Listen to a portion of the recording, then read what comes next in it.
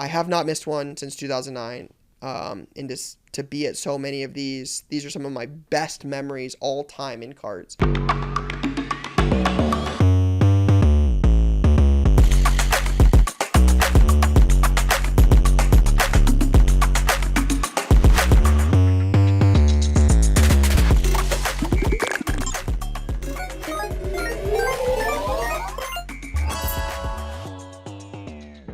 All right, what's going on, guys? Welcome back to another episode of Cards and Content.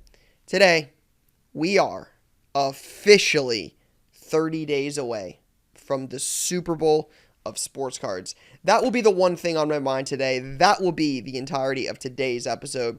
Will be anything and everything around the biggest sports card show in the entire world. Now, we are going into the National fresh off an amazing Fanatics Fest. If you guys have not listened to last week's episode, we got to sit down with a very special guest, Jeff Wilson, sports card investor, one of the biggest names in the entire sports card industry, live from Fanatics Fest, and talk to him about what that was like.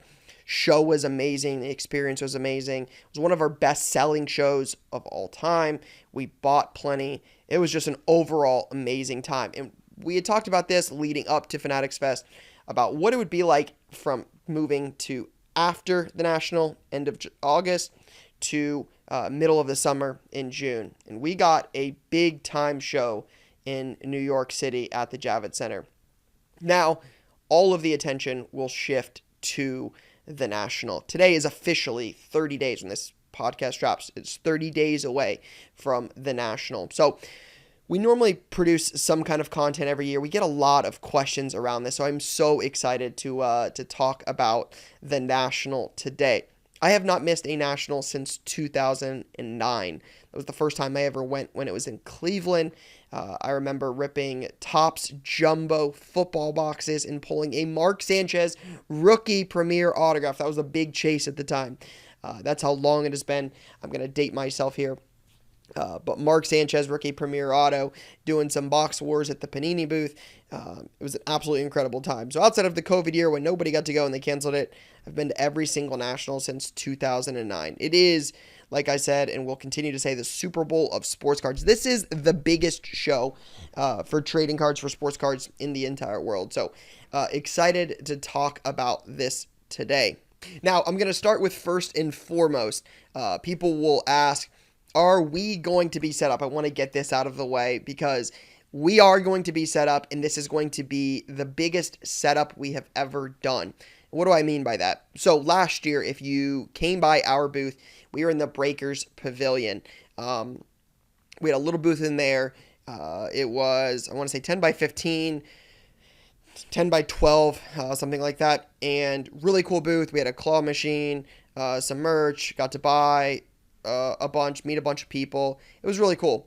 This time, we've got double that amount of space in the Breakers Pavilion, so we will be set up with another big-time setup with twice as much space. But on top of that, we will also have a booth for the first time ever, live selling on the National floor. Booth numbers here. If you guys ever, I'll reference this a few times, but this is nsccshow.com. There's an interactive map on here. It's actually provided by our friends at Ludex from the Ship Shawana Card Fest. It's really well done. But we are going to be, our booth to sell cards is going to be, what is it, Brian? 1906. 1906 is our booth number to sell cards. That will be on the show floor. Again, we will be there. We will set up. We will be buying there, and we will be selling there. I'm sure the guys will be making some trades, making some deals happen. 1906. Come check out the Card Collection 2 booth with plenty of cool stuff for sale.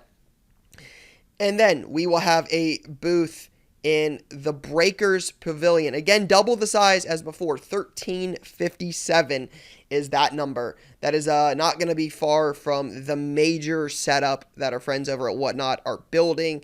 I've heard brief rumblings about that. It is going to be insane. I know they always are going all out for the National. We're going to be really close to that. Twice as much square footage as the past year. So what can you expect at those booths? So we're working on final details of a lot of these. So I don't have a lot to share.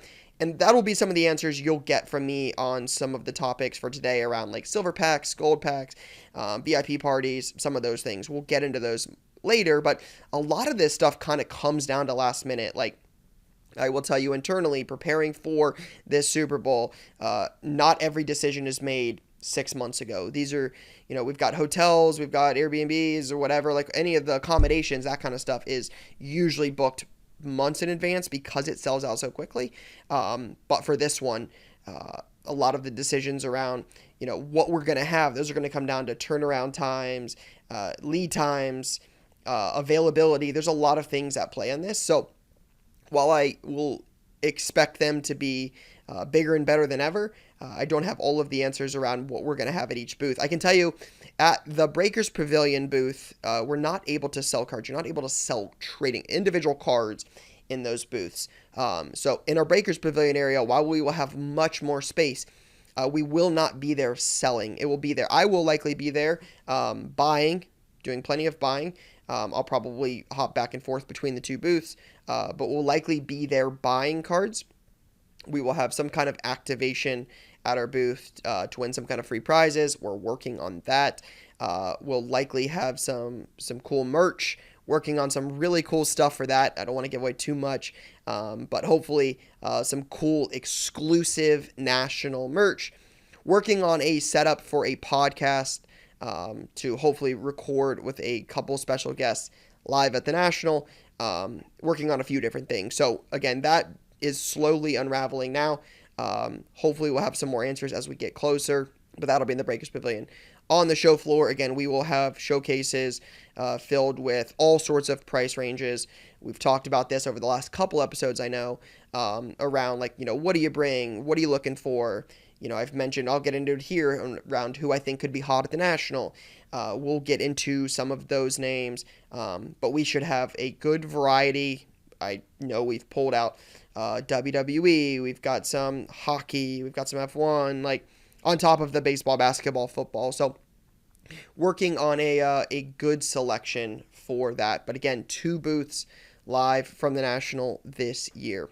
Another thing we will get asked a lot for sure is going to be around trade night. Trade night is going to happen again.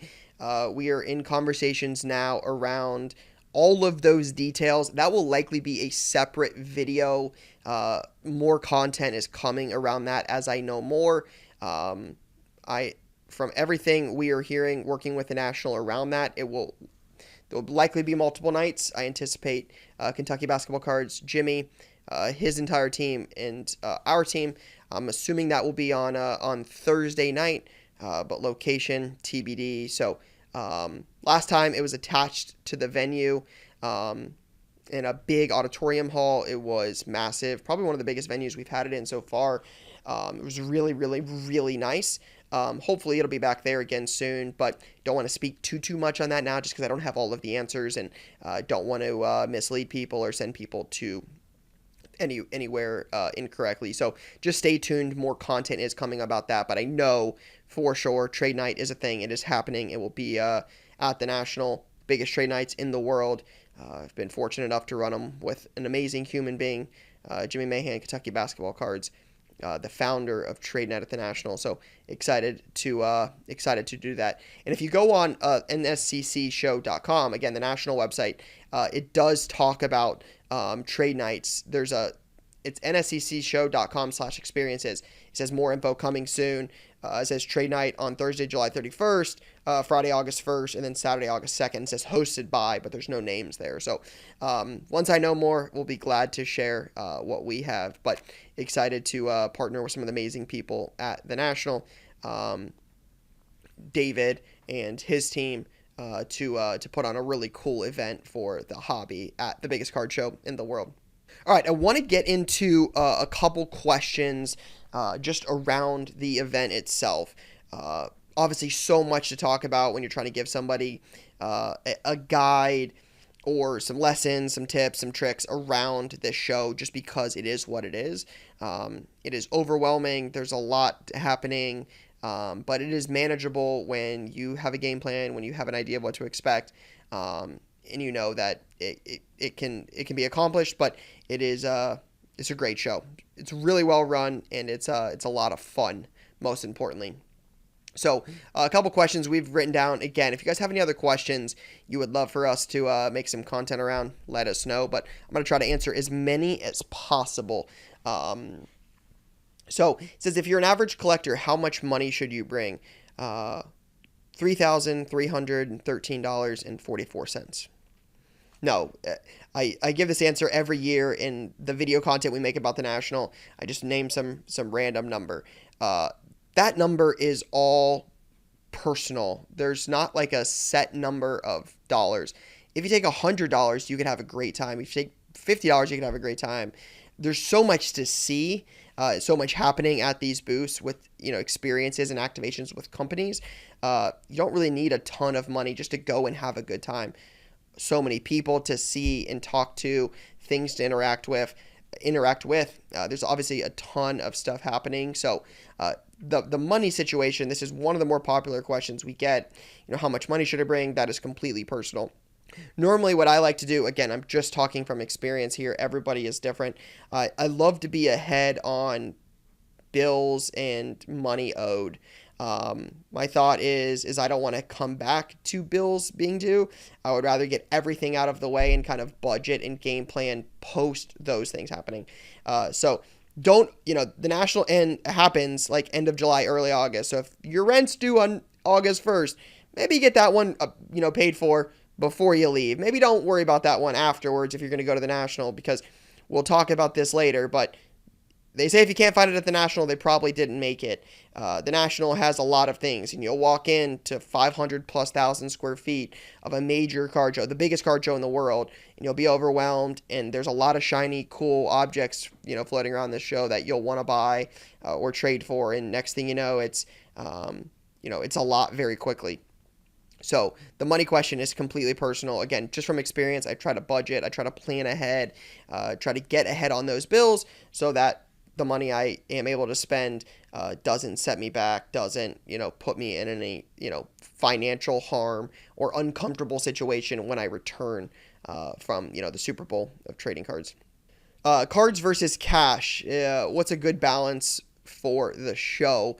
Again, another one of those questions that's personal. So what I used to do back in the day, this is a long time ago, is I've talked about this briefly in other pieces of content.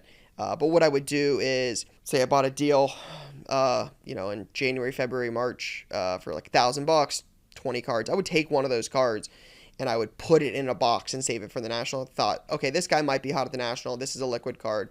And what I would do is I would try to move some of the other cards in the deal, try to make a little bit less money, maybe break even. Again, hopefully make something. But hopefully what I was doing is I would slowly but surely building a box that I could take to the National and I could cash out on early.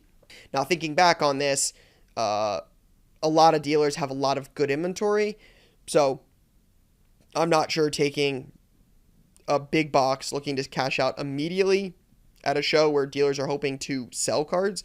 I think if I look back on it, I might have done it a little differently, but I was always so focused on like, okay, I'll take this box, I'll take it to the National, I'll sell it, I'll cash out, and then I'll have cash to spend on the show floor. And that's always what I did. Now it's kind of, for us, it's really about having a good mix to be able to buy cool things that walk up, because there's a lot of cool cards at the National.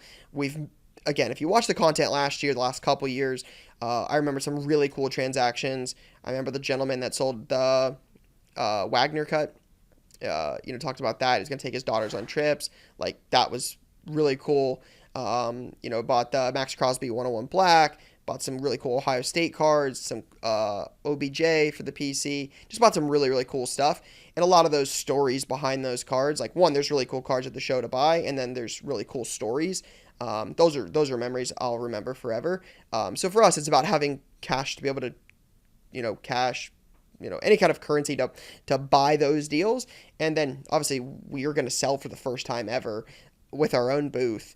So to be able to have a booth we own with what we want to put out for sale, we want to have some cool stuff, right? We want to be able to make deals, and hopefully have a good variety to meet as many people as possible and make as many deals as possible. So for us, it's about a split. But again, it depends on your goals. Again, more of a personal type question.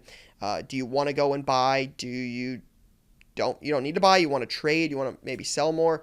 So it just depends. But I have been one for a long time that I don't want to go into the National without cash if I want cash, because then my bargaining chip is, I need to sell this. I'm in a position where I have to sell because I have to have this money to be able to buy. I don't like to be in that situation. So I'm more of a let's prepare for that so that we get in the situation and we don't have to sell to have cash to buy at the show. So I like to be more ahead on having cash rather than going into the show and needing cash and needing to figure it out at that show. Again, more of a personal preference, just giving some context for, 15 plus years of going. Then it's going to be a lot of promotion-based questions. Now, a lot of this stuff I can just speak on from experience. Obviously, none of this information is out yet. Hopefully, this stuff will come soon. Normally, I will tell you, as someone who loves silver and gold packs from Topps, Leaf, and Panini, this is like, I enjoy seeing previews of those products more than most. I've done it for a long time. I really enjoy them. They are really, really popular at the time. We love to buy them. We will buy plenty on the show floor from people that acquire them. It's a big part of our business every year, especially at the National. So the gold and silver packs, the promos you can get from those companies are a really big deal to us. Now, how do you get those? Usually in the past, how this has worked, again, I'm only speaking in past tense because I don't want it to change this year and be like Card Collector 2 told me something wrong, because that is not the intent here. I'm only trying to speak to what I've seen, every year since 2009. A lot of it is like the wrap. This is going to be, the silver and gold packs is going to oftentimes be referred to as like wrapper redemption. So normally what happens is Topps or Panini or Leaf will say, if you buy this product or this product or this product, there's normally a list with photos. It's very, very available. You can find these from all of these companies. This is not hidden information. Once they release it, it is very, very easy to find. They want you to partake in the wrapper redemptions. So I'm just going to give an example. This is not accurate. I don't know this. I'm just going to give some context. Like Topps might say Topps Heritage Baseball is good for one Topps Baseball wrapper redemption pack. So normally you've got to go to one of these couple of companies. It's usually the big ones. It's like Blowout, Dave and Adams, Steel City, potentially one or two more, but it's normally like one of those couple companies. You got to go there. You buy a box of said product. Again, in this case, we'll use Heritage as an example. And you say, okay, you get a box of Heritage from, let's say, Blowout. They give you like a sticker. It's like, it varies each year, but it's some kind of sticker that basically says you bought this box from this said company. So, again, a Blowout, Dave and Adams, Steel City.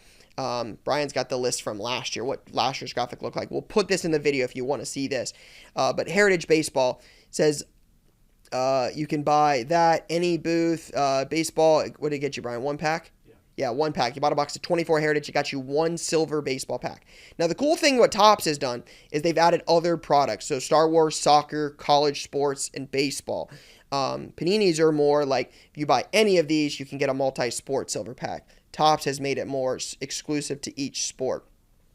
So you get a Heritage Baseball pack, you get the sticker, you go wait in line at Topps during set hours. It's not normally 24/7. It's normally like from this time to this time. You can wait in line. You go through the line, they'll rip the cellophane off the box, they'll open the box, keep the packs all intact. They'll rip the cellophane off, they'll give you your silver pack, and you exit the line. Now you've got a box, again, with no cellophane on it, so you either open the packs or sell the packs online. Usually rip them. I know we run pack sales on Whatnot in the past. And then you've got your silver pack. Normally, there's a limit on how many boxes you can get. Again, there's a lot more fine detail in here that has varied a little bit in the past. Again, Topps adding specific sports to this. College football is obviously a big one to us. Last year, you could buy different products from different people. So, for instance, 5 Bowman Chrome U blasters from Steel City or Dave & Adams got you 1 college football product, or 1 college football silver pack. You could buy a Bowman's Best 2022 hobby box from Blowout Cards. That would get you 1 pack. So there's a couple different options. You can get into, again, Star Wars, soccer, college, and baseball. It's going to be interesting to see what happens as Topps ends up getting basketball and football license in the future. They obviously have a lot of different options now. What will that look like? Will they stick with individual sports, go to multi-sport? Whole another conversation for another day. Panini is usually something very similar, except they're not usually sport-based. They're usually like multi-sport. So you get a box of Stars and Stripes baseball. I know that's been a popular one in the years past. You get a Stars and Stripes baseball box from Dave & Adams. That's good for 2 silver packs. You go to Panini during set hours. You wait in line, and they'll cut open the box, again, take the cellophane off, take your stickers, and you get your 2 silver packs and you move on. Here's last year's Wrap Redemption list. It has products like EPL Soccer, Donruss Racing, Donruss EuroLeague Basketball, Donruss Baseball, Donruss Optic Fast Break Basketball, Prism Retail Basketball Mega Box, and Optic Basketball Hobby Megas. And it tells you, like, Optic Fast Break Basketball is 3 packs and Donruss Racing is 1 pack. So the packs usually vary. And again, start time and stop time for each of those, like when the silver packs are available, the Wrap Redemption program, they usually vary by day. But again, this is not hidden. If you were at the National, they will normally tell you when this stuff starts, stops, what you got to do. Normally I recommend just go into those booths. They'll tell you exactly how to do this. Topps and Panini will have plenty, ample number of employees there, team members helping to make this as easy as possible. Both companies do a really good job. I know we did some Leaf product last year. Leaf does a really good job. I think it was one of the first times we had done a lot with Leaf. They had some really cool ones where you could get autos. I think we pulled like a 101 auto of the soccer player. It was Neymar. It was a 101 Neymar auto. We pulled that. But again, Leaf has some cool ones. So again, check out those companies. I'm sure other companies will have it as well. On It, Wild Card, Upper Deck, like you go down the list, those companies will all have Wrap Redemptions. It's a big part of the show. These show exclusives are a big part. They're a big part of our trip. They're a big part of a lot of people's. Likely going to see some cool cards in those. So excited to see what those look like. Again, a lot of that information likely will drop much, much closer to the National. We're 30 days away. I'm going to expect a lot of that information drops within a 7-day period of the National. So much, much closer to the show. Potentially end of the week leading up to it or early in the week of. So expect for some of that time, expect for some of that information to come out at a later date. White boxes, black boxes from Panini. I know Topps has done something similar. I have not partaken in this in 5+ years, so I can't give a ton of context on this. It's very, very popular, very, very popular. Some people are very, very interested in doing this because we get offered black boxes / white boxes every year. They're a huge part of the show. Again, Panini and Topps are usually pretty good about explaining how these works. There's normally long lines. That's what I will tell you. We'll get into it in a second here with like around the time, but one of the most helpful things I will tell you around a lot of the show exclusive stuff. So that's going to mean white box, black box, silver pack, like Wrap Redemption stuff, and then grading. Those are the 3 things that are going to be super in demand at those shows. Those are the things, if you are planning to do on a particular day, you should do them early. I'll repeat that. You should do them early. Those lines will be crazy long at various points in the day. So unless you're going to try to get lucky and hope no one's in line, best of luck. Because normally I would tell you it is better to get those things done and then have the rest of the day to do what you want, because those lines will normally get pretty long and pretty hectic. So white box, black boxes, again, grading. Haven't done any grading on site I'm trying to think the last card I even did. Don't know. A long time. You know what it is? The LaMelo is probably the last one. Which LaMelo was it? LaMelo NT. Oh, yeah. Was that BGS? Yeah. Yeah, that was a BGS LaMelo. That was at the Atlantic City Atlantic City National. Yeah, we did BGS like 2 hour turnaround or same day turnaround on that. Yeah, shout out to Brian. Good pull there. I think we got that from Wolf's Cards in a big lot at the National in Atlantic City. So yeah, it's been a while. I don't do a ton of it. I know we did some in 2023. That's probably the last year we did it. 2023 in Chicago when we did the Beckett booth, because we did some content at the Beckett booth. We dropped off some cards that day. So we've done some cards. It's normally been more Beckett at the show without, obviously the upcharges. We've done a few with Beckett more recently. Again, I know the lines can get pretty long. That's going to be my biggest take around it, is the lines get pretty crazy. But again, a lot of these show exclusive things are going to come from these companies. So Beckett, PSA, SGC, and then Panini, Topps, Leaf, Upper Deck, etc.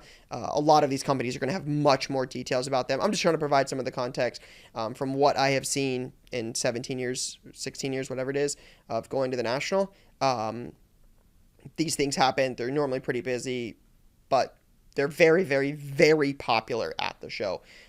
So really cool. You can get it done. You can grade it at the show in person, get it back.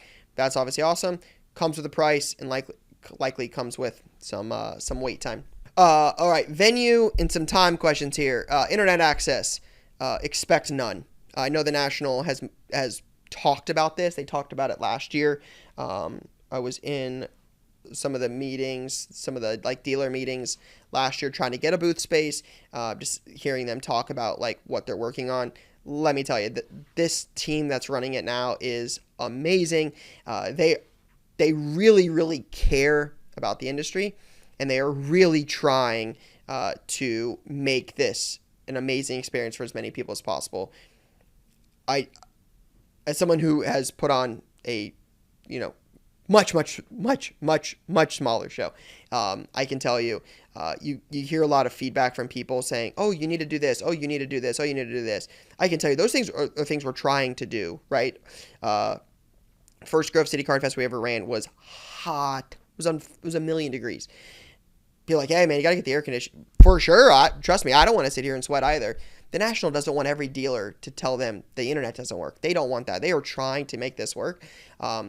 They were talking last time about the lengths they were going to try to get internet in the venue in Cleveland.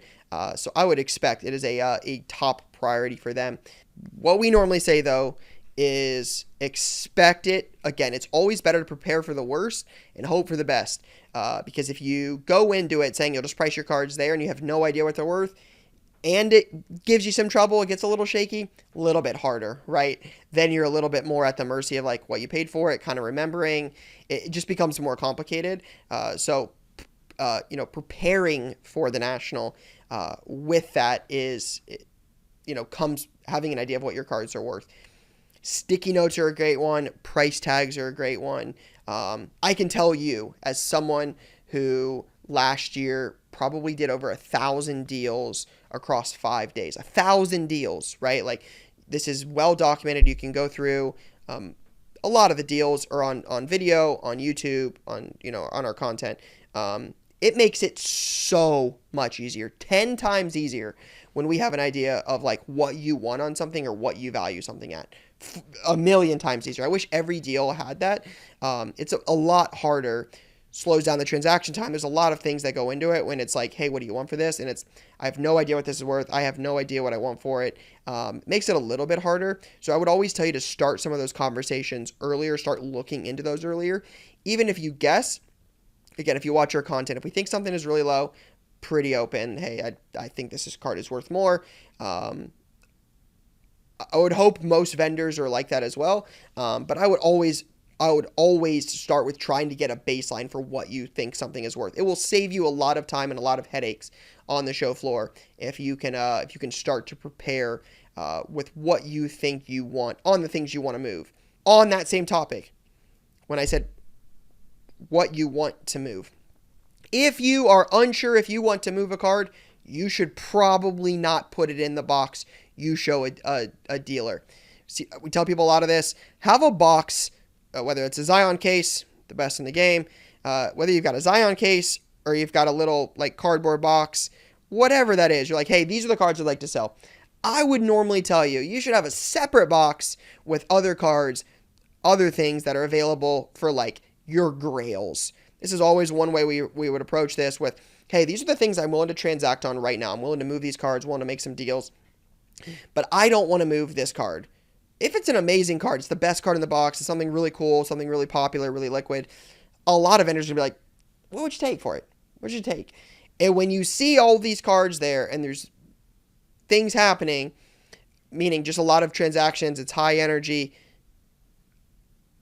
do you have the fortitude to not move it? I can tell you, there's a couple times I've moved cards and been like, shoot, I wish I would have kept that. That stinks.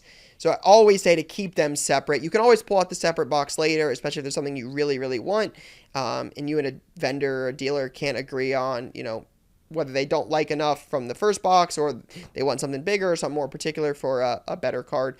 I would always tell you, if there's something you don't want to move, put it in a separate box, because chances are if you take it to the national, it will be moved.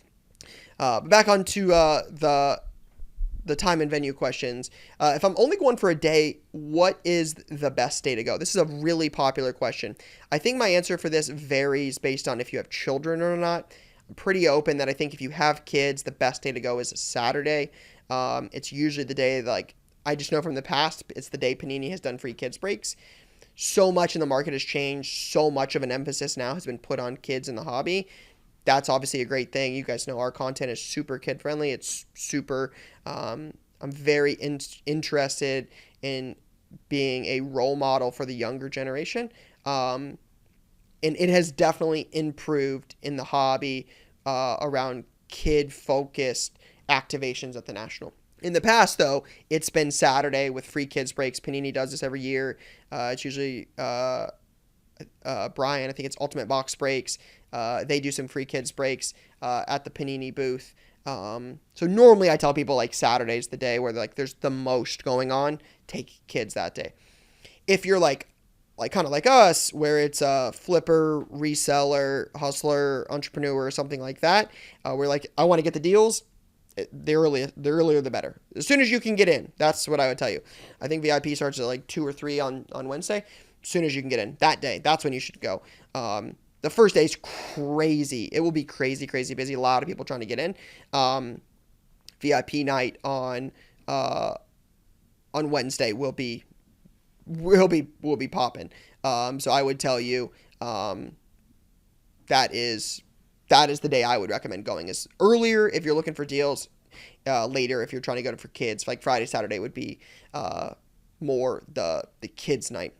All right, so some other quicker questions. Are tickets available at the door? I think general admission at the door is like $25.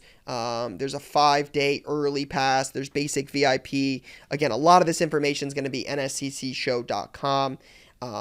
We obviously set up so we have a different kind of admission to the show with like dealer badges and stuff. So little different there. I know their all access VIP has sold out, so these are going to go quick. So if you haven't bought these yet, you should look at getting those now.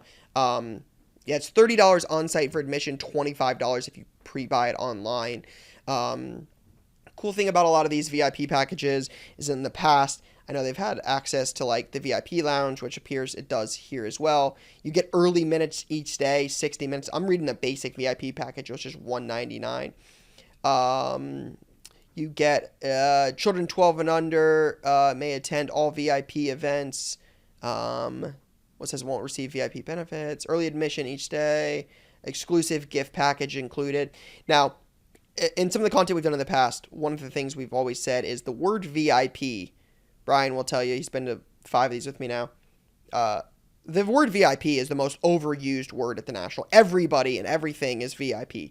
Panini has a VIP party. There's VIP to get into the National. Like, it's all VIP, so it can get very confusing around how do I get the VIP packs? Well, if you get a basic VIP package into the National, entry, admission into the National, it comes with, like, VIP packs.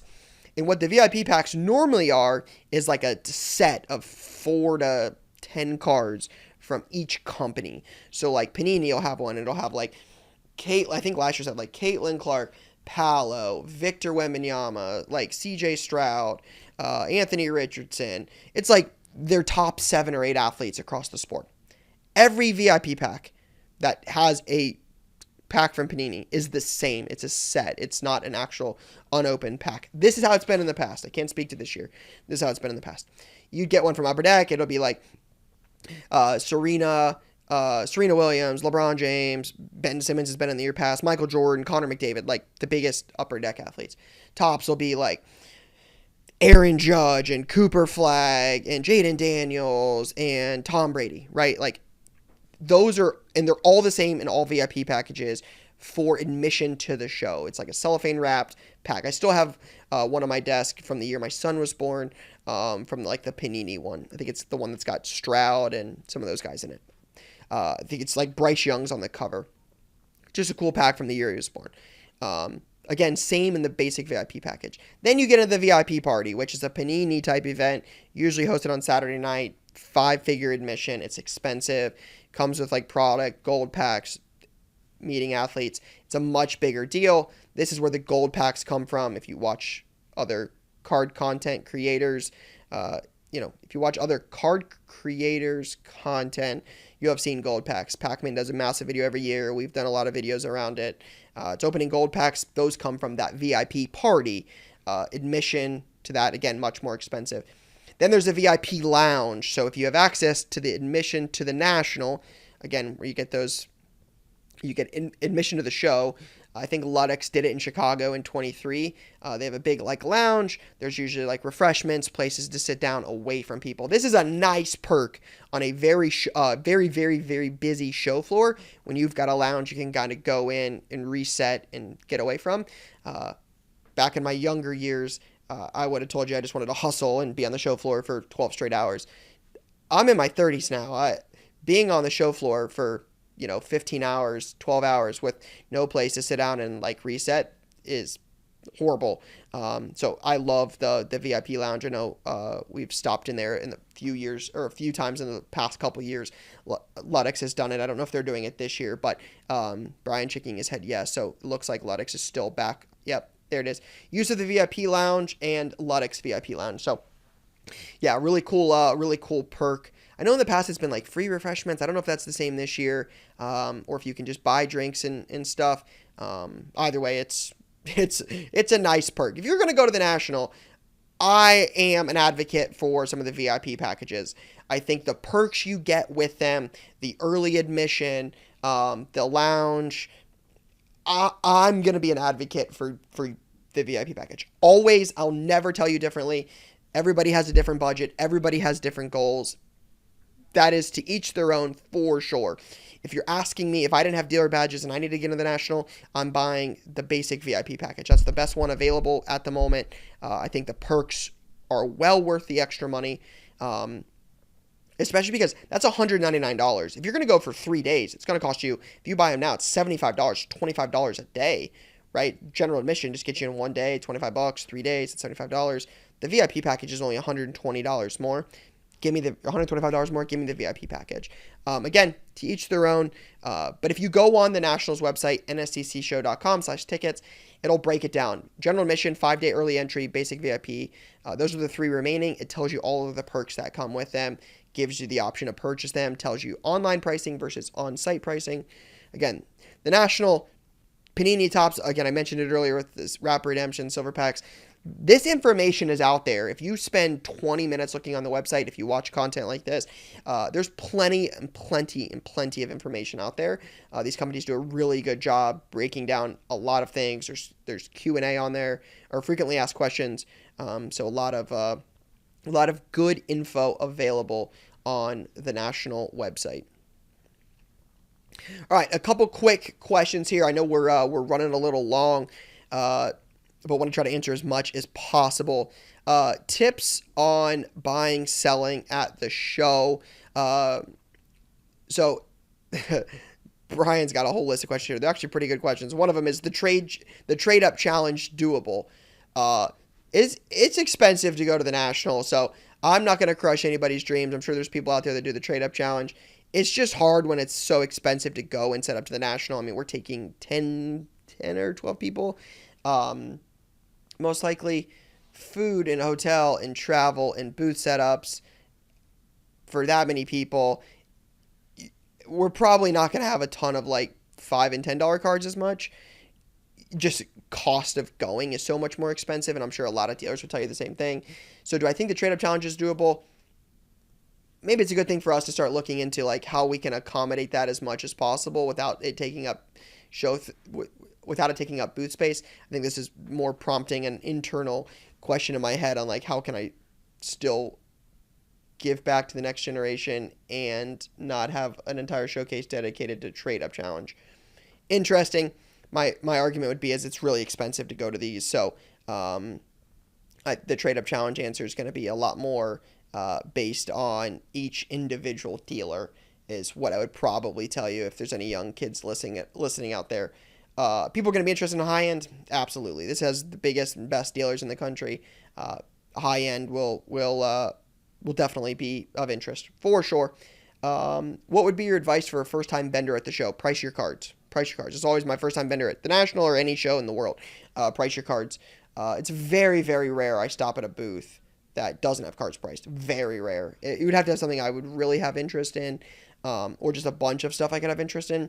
For the most part, if stuff's not priced, I normally don't stop. Especially if you have to look up each card, just time. It doesn't make a ton of sense.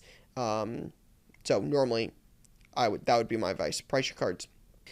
If you aren't set up, can you still sell cards, and how?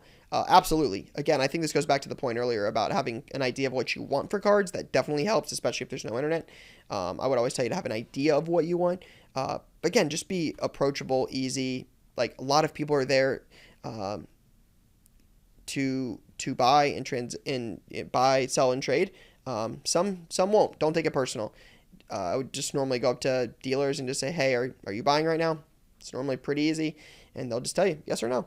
Some people aren't. Again, some people put a lot of money into having good inventory and have a lot of cash tied up in inventory and want to sell more than they want to buy. Some vendors are like us where we want to buy and sell just as much. We want to do both. We sell a lot online, so buying stuff, having content, and then putting it online and selling it is a big part of our business. Some people it's not. So again, a lot of this is case by case basis, but if you're approachable, you'll do just fine. Have some prices. I think that'll help a lot. General questions. Top 5 hottest players at the National. Who do I think will be hot at the National? I think quarterbacks are always hot. It's been hot since I've been to the National. This is right before football season. You'll likely have the Hall of Fame game that weekend. Normally, it's the first weekend of the National. It's normally like that Saturday. So you have the Hall of Fame game. So football's going to be hot. It's a big part of our business. This is right before the season starts. Football. I'll say it a million times. Football. Quarterbacks especially. I think some of the guys I've been leaning on, and I've talked about this for 100+ days now, I think it'll be some of the guys that are not as much in the limelight. I think it's easy to say guys like Jaden Daniel and Caleb Williams will be hot because they've been hot. They've not really cooled down. Jaden Daniels won 2 playoff games, I think. Just had a $500,000 sale. Shout out to Roth. So I think the quarterbacks, those guys will be hot for sure. But I think there's been opportunity leading up to this show in guys like Bryce Young. That's a guy I've been very optimistic on. Do I think Bryce Young is going to be a Hall of Fame quarterback? I am not saying that. That is not what I'm saying. I think there's been an opportunity to buy Bryce Young cards and sell them at the National because they will be worth more at the National than I paid for them over the last 3 to 6 months. So I think guys like that, some of the guys that have maybe taken a back seat to some of the new shiny objects like Jaden Daniels, Caleb Williams, Drake May, Bo Nix, etc. So I've leaned a little bit more into some of those quarterbacks to sell. Caitlin Clark. The Panini set will drop today when this podcast drops. $30K Dutch auction start. Bit pricey. It's another conversation for another day. But Caitlin Clark. I mean, in my opinion, I've been on record saying this. I will continue to say this for now. She is the most popular athlete in all of sport. All of sports. There's nobody more liked. If you asked every single person that watches sports, do you like Caitlin Clark? I think she gets the most yeses most yes to no percentage of anybody in sports. It's not Burrow. It's not LeBron. LeBron's very polar. It's not Steph Curry. It's Caitlin Clark. She's the most like athlete in all of sports. Her stuff sells incredibly well. She doesn't have a ton. This royalty product's going to change that. It's Caitlin Clark. She's going to be hot. PCA, Pete Crow Armstrong. This is a guy we have been trying to buy. We will continue to try to buy. I will want PCA in our showcases. Very open about this. He's in the MVP running as a rookie, and he plays in Chicago, where the Nationals going to be. PCA. For sure, he's really high on my list. Case hits. I know this is not a person. I think that stuff will sell. Every repacker in the country needs them or uses them in their products. Downtowns, Kabooms, Color Blast. I think that stuff will do really, really well. If I'm given one more, I gave a couple specific names. I would probably tell you it's the GOATs. We saw a lot of this stuff sell at Fanatics Fest. Jordan is obviously in Chicago, so MJ stuff I think will do well, but I think you'll see a lot of LeBron, Mahomes, Brady. Just that stuff is so movable, so liquid, because it's a lot safer. So I anticipate that stuff moving as well. I think some people will try to cash in on some of the flips and then buy the safe stuff. So I would imagine the GOATs would be my fifth answer for what'll be hot. Any tips for someone who's attending for the first time? Couple quick ones. Wear comfortable shoes. Pack light snacks in your bag. Have supplies. So 100 count, snap tight, 2-piece, 1-piece with a lid. Whatever that might be. Those are 50 cents or $1. You can get a combo pack. I think we sell these on our website. I know we sell them in shop. 25 top loaders, 25 soft sleeves, like $4 or $5. 2 35-point magnetics. You can bring $9 in supplies that would cost you $40 on the show floor. Comfortable shoes. If you're going to be there for a lot of days, look into case options for your cards. If you have to lug a 2-row box in your hands to multiple tables for multiple days, that's a lot. Zion case, shameless plug, Card Collector 2, use that code at checkout. You'll save 10% off your order. It's going to be a Zion case, something you can roll, a book bag, something easier to carry your cards around. It goes back to the comfortable shoes conversation. Again, it seems easy for one day for a couple hours when you got to do it for multiple days for multiple hours. It's a lot. A portable charger for your phone.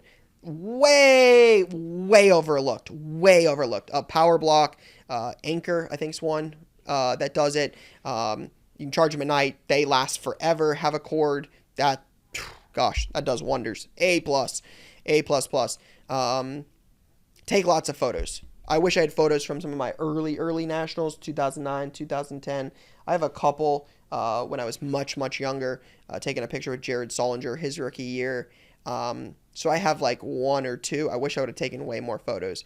It's a lot of fun. I've been fortunate enough to go to a lot of these. It's the best card event in the world. It is amazing.